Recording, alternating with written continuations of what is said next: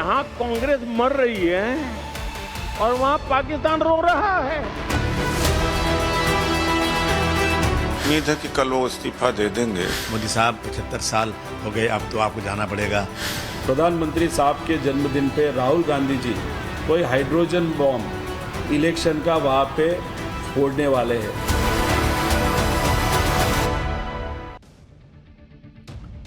शाहिद अफरीदी जैसे पाकिस्तान के पूर्व क्रिकेटर, जो जहर से भरा हुआ व्यक्ति है शाहिद अफरीदी, वो नरेंद्र मोदी के खिलाफ जहर उगल रहा है और राहुल गांधी को हीरो बता रहा है।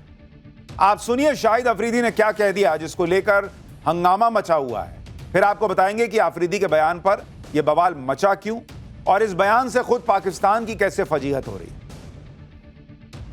तो यहां कवि जो है, ये शाहिद अफरीदी कवि यहां ये कहना चाह रहा है कि राहुल गांधी तो बातचीत करते हैं, मोदी सीधा लपड़िया देते हैं, मार देते हैं लपड़ पाकिस्तान को। इससे शाहिद अफरीदी जो है, उसकी बातों से आप समझ सकते हैं कि पाकिस्तान को ऑपरेशन सिंदूर में कितने लपड़ पड़े होंगे। और कह रहा है कि यहां हिंदू मुसलमान होता है। तुम हिंदू मुसलमान बताओगे भारत को, जहां हिंदुओं को मार मार के खत्म कर रहे हो तुम पाकिस्तान में, तुम बता रहे हो कि हिंदू मुसलमान क्या होता है। शाहिद अफरीदी जैसे लोग इसलिए बिलबिला रहे हैं क्योंकि एशिया कप के मैच में पाकिस्तान की तगड़ी बेइज्जती हो गई। पहले भारत ने मैच हराया, फिर हैंडशेक नहीं किया। इससे बौखलाए पाकिस्तान ने मैच रेफरी को हटाने को कहा तो वो भी बात नहीं मानी कि भाग नहीं हटाते जाओ। बेइज्जती पर बेइज्जती होने के बाद पाकिस्तान अलबलाया हुआ है। इसी में शाहिद अफरीदी जैसे लोगों ने नरेंद्र मोदी के खिलाफ जहर उगलना शुरू किया और राहुल गांधी की तारीफ कर दी। लेकिन बड़ी बात यह है कि बातों बातों में नरेंद्र मोदी को लेकर पाकिस्तान का डर शाहिद अफरीदी की जुबान पर आ गया। शाहिद अफरीदी ने कहा कि भारत इजराइल बनने की कोशिश कर रहा है। अब शाहिद अफरीदी ने इजराइल का नाम क्यों लिया और भारत की तुलना इजराइल से करने का उसका क्या मतलब है, वो भी आपको बताता हूं। दरअसल इजराइल वो देश है जो चारों तरफ से दुश्मनों से घिरा हुआ है। भारत भी वो देश है जिसके चारों तरफ खतरा ही खतरा है। एक तरफ चीन है, दूसरी तरफ पाकिस्तान, अब तो बांग्लादेश भी है कट्टरपंथियों के हाथ में। इजराइल वो देश है जो अकेला अपने दुश्मनों पर भारी पड़ता है। इजराइल वो देश है जिसके लिए कहा जाता है कि वो दुश्मनों को घर में घुस के मारता है। और नरेंद्र मोदी के राज में भारत भी वही कर रहा है, दुश्मनों को घर में घुस के ठोक देता है। इजराइल वो देश है जो एक साथ एक वक्त पर कई दुश्मनों से लड़ता है। नरेंद्र मोदी के राज में भी भारत चीन से सीधे भिड़ चुका है। ऑपरेशन सिंदूर में पाकिस्तान को तगड़ा जवाब दे चुका है, मोइजू को लाइन पे ला चुका है, बांग्लादेश को कड़ा मैसेज दे चुका है। यही वजह है कि अफरीदी को यह डर लग रहा है कि कहीं नरेंद्र मोदी पाकिस्तान का वो हाल ना कर दे जो इजराइल अपने दुश्मनों का करता है, जो हाल इजराइल ने गाजा का किया हुआ है। पूर्व क्रिकेटर शाहिद अफरीदी ने अपने बयान में नरेंद्र मोदी को यह कहकर टारगेट किया कि मोदी सरकार हिंदू मुसलमान करती है। आप सोचिए, बयान उस मुल्क का क्रिकेटर दे रहा है जहां खुद अल्पसंख्यक हिंदू सुरक्षित नहीं है, जहां अल्पसंख्यक हिंदुओं पर बड़ा जुल्म होता है, उनकी आबादी घट गई। यहां भारत में तो मुसलमानों की आबादी बढ़ी है भाई। शाहिद अफरीदी कौन सा दूध का धुला है। हिंदुओं के प्रति उसकी नफरत इस कदर है कि एक बार उसने अपने घर में टीवी सीरियल में आरती होती देख ली थी तो टीवी फोड़ दिया था। टीवी पर हिंदू धर्म का पूजा पाठ दिखाया जा रहा था एक सीरियल में। तो ये आदमी जो आज हिंदू मुसलमान का ज्ञान दे रहा है कि बाप रे बाप ये बहुत गलत चीज है, वो आदमी हिंदुओं से इतनी नफरत करता है कि घर पे उसकी बेटी टीवी पे आरती होते देख ली सीरियल में तो भाई ने टीवी फोड़ दिया था। सुनिए अफरीदी को क्यों मैं कह रहा हूं इसके अंदर कितना जहर है हिंदुओं को लेकर और भारत को लेकर। जो आदमी टीवी पर हिंदुओं की आरती होते हुए नहीं देख पा रहा कि हिंदू कैसे आरती करते, सीरियल में नहीं देख पा रहा, टीवी फोड़ दे रहा है, वो ज्ञान दे रहा है कि यहां पर नरेंद्र मोदी सरकार हिंदू मुसलमान करती है।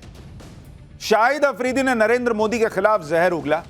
उनके मुंह से तारीफ की उम्मीद तो वैसे भी किसी को नहीं थी, लेकिन शाहिद अफरीदी ने जब अचानक राहुल गांधी की तारीफ की तो सब चौंक गए। बीजेपी ने इसे बड़ा मुद्दा बनाया क्योंकि शाहिद अफरीदी वो क्रिकेटर है जो भारतीय सेना के खिलाफ भी बयान दे चुका है, जो पहलगाम हमले को फर्जी बता चुका है, जो ऑपरेशन सिंदूर में पाकिस्तान के पिटने के बाद भी विक्ट्री डे परेड निकाल रहा था।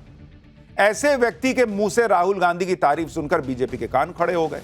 केंद्रीय मंत्री किरण रिजिजू ने कहा कि राहुल गांधी हमेशा से ही पाकिस्तान के डार्लिंग रहे। शाहिद अफरीदी और पाकिस्तानी लोग राहुल गांधी को अपना नेता बना सकते हैं। आईटी सेल के प्रमुख, बीजेपी आईटी सेल के प्रमुख अमित मालवीय ने कहा कि भारत से नफरत करने वाला हर व्यक्ति को राहुल गांधी में एक दोस्त क्यों दिखता है। शाहिद अफरीदी के बयान से राहुल गांधी बीजेपी के निशाने पर आ गए, लेकिन पलटवार करने के लिए कांग्रेस के नेता भी मैदान में कूद गए। कांग्रेस की नेता सुप्रिया श्रीनेत ने शाहिद अफरीदी और बीजेपी सांसद अनुराग ठाकुर की एक तस्वीर साझा करते हुए कहा कि गुल्लू गुल्लू तुम करो, चोंचे तुम लड़ाओ, याराना तुम निभाओ, और सवाल हमसे पूछोगे। एक और सोशल मीडिया पोस्ट में सुप्रिया श्रीनेत ने एक मैच का वीडियो डाला जिसमें आईसीसी प्रमुख जय शाह और शाहिद अफरीदी एक साथ बैठे दिख रहे हैं। सुप्रिया श्रीनेत ने पूछा कि ये क्या याराना है। हालांकि भाई कोई भी पूछेगा कि भाई वहां जय शाह या अनुराग ठाकुर क्यों शाहिद अफरीदी के साथ बैठे, लेकिन चलिए वो तो आईसीसी चीफ है, क्रिकेटिंग आप कहिए कि ऑर्गेनाइजेशन से जुड़े हुए हैं तो वहां पर बैठना मजबूरी हो गई, चलिए अगल बगल बैठ गए, और ये तो पहले की तस्वीर है। लेकिन सवाल यह है कि इतना तो याराना भी है अगर, तो भी शाहिद अफरीदी ने इनकी तारीफ नहीं की, तारीफ की राहुल गांधी की। जिसके साथ बैठ रहा है उसकी तारीफ नहीं कर रहा है। बीजेपी राहुल गांधी को लेकर सवाल इसलिए भी उठा रही है क्योंकि पाकिस्तान में कई बार राहुल गांधी की चर्चा हो चुकी है, कांग्रेस पार्टी की तारीफ हो चुकी है। इसके अलावा एंटी इंडिया खालिस्तानी एलिमेंट्स भी राहुल गांधी की तारीफ कर चुके हैं। साल 2024 में पाकिस्तान के पूर्व मंत्री फहाद चौधरी ने कहा था कि राहुल गांधी फायर मोड में। इसी तरह जब अमेरिका में राहुल गांधी ने मोदी राज में सिख समुदाय के हालात को लेकर बयान दिया था तो खालिस्तानी आतंकी गुरपतवंत सिंह पन्नू ने उनके बयान का समर्थन कर दिया था। पन्नू ने राहुल गांधी के बयान को बोल्ड स्टेटमेंट बता दिया था। इससे पहले भारत का मोस्ट वांटेड आतंकी हाफिज सईद भी कुछ साल पहले कांग्रेस की तारीफ कर चुका है। सुनिए हाफिज सईद ने कांग्रेस को लेकर क्या कहा था, फिर आपको बताता हूं कि नरेंद्र मोदी का खौफ पाकिस्तान में इतना घुसा हुआ है कि सिर्फ शाहिद अफरीदी नहीं, मसूद अजहर से जुड़े हुए लोग भी कैसे खून के आंसू रो रहे हैं।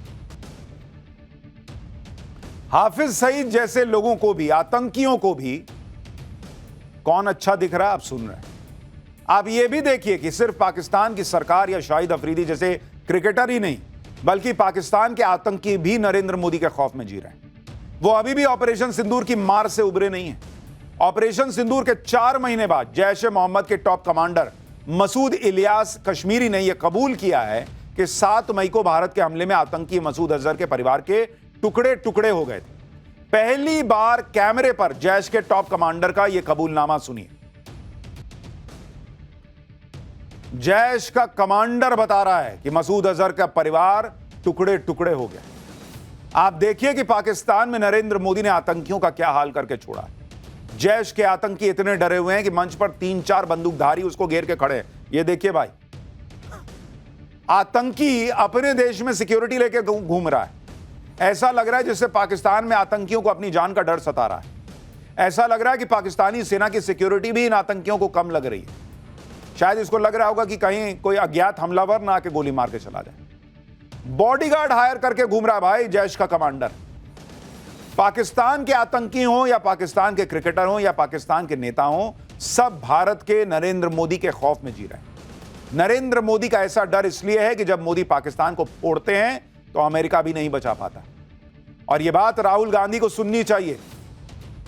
खुद पाकिस्तान यह बात कबूल कर रहा है कि नरेंद्र मोदी किसी के प्रेशर में नहीं आते। ऑपरेशन सिंदूर को लेकर खुद पाकिस्तान ने डोनाल्ड ट्रंप के सीज फायर वाले दावे को झूठा बता दिया। एक चैनल को दिए इंटरव्यू में पाकिस्तान के विदेश मंत्री इशाक डार ने कहा कि ऑपरेशन सिंदूर के दौरान युद्ध विराम का प्रस्ताव अमेरिका के माध्यम से आया था, लेकिन भारत सहमत नहीं हुआ। इशाक डार ने साफ माना कि भारत कभी भी किसी तीसरे पक्ष की मध्यस्थता के लिए सहमत नहीं हुआ। डार ने खुलासा किया कि जब पाकिस्तान ने अमेरिकी विदेश मंत्री मार्को रूबियो से डोनाल्ड ट्रंप के मध्यस्थता के बारे में पूछा तो रूबियो ने स्पष्ट कहा कि भारत हमेशा से कहता रहा है कि यह एक द्विपक्षीय मुद्दा है। पाकिस्तान के विदेश मंत्री ने कहा कि पाकिस्तान को तीसरे पक्ष की मध्यस्थता से कोई दिक्कत नहीं है, लेकिन भारत हमेशा से कहता रहा है कि यह द्विपक्षीय मामला है। यानी खुद पाकिस्तान मान रहा है कि ऑपरेशन सिंदूर के दौरान अमेरिका की तरफ से कोई मध्यस्थता नहीं हुई। इसका मतलब यह है कि डोनाल्ड ट्रंप का सीज फायर वाला दावा गलत था, जो हम बार बार कह रहे थे। देश के प्रधानमंत्री ने संसद में कहा, लेकिन राहुल गांधी नरेंद्र सरेंडर करते रहे, नरेंद्र सरेंडर बोलते रहे। अब शाहिद अफरीदी तारीफ नहीं करेगा तो क्या करेगा। वैसे तो राहुल गांधी का नरेंद्र सरेंडर वाले दावे की हवा तभी निकल गई थी जब ट्रेड डील और टैरिफ के मुद्दे पर पीएम मोदी ने सख्त स्टैंड के आगे डोनाल्ड ट्रंप को ही यू टर्न लेने पर मजबूर कर दिया। आप देखिए कि डोनाल्ड ट्रंप ने भारत पर 50% टैरिफ लगा दिया था, भारत से ट्रेड डील की बातचीत रोक दी थी, लेकिन आज की डेट में अमेरिका ने भारत से फिर से ट्रेड डील की बातचीत शुरू कर दी है। डोनाल्ड ट्रंप ने ट्रेड नेगोशिएटर ब्रेंडन लिंच को भारत भेजा है। आज ब्रेंडन लिंच की टीम और भारतीय टीम के बीच ट्रेड डील पर बातचीत हुई है। 7 घंटे के करीब बातचीत चली और बातचीत पॉजिटिव रही है बताया जा रहा है। भारत की तरफ से स्पेशल सेक्रेटरी राजेश अग्रवाल ने बातचीत की। इधर नरेंद्र मोदी पाकिस्तान को फोड़ रहे हैं, अमेरिका से अपने हिसाब से डील कर रहे हैं, अपने काम में भी लगे हुए हैं।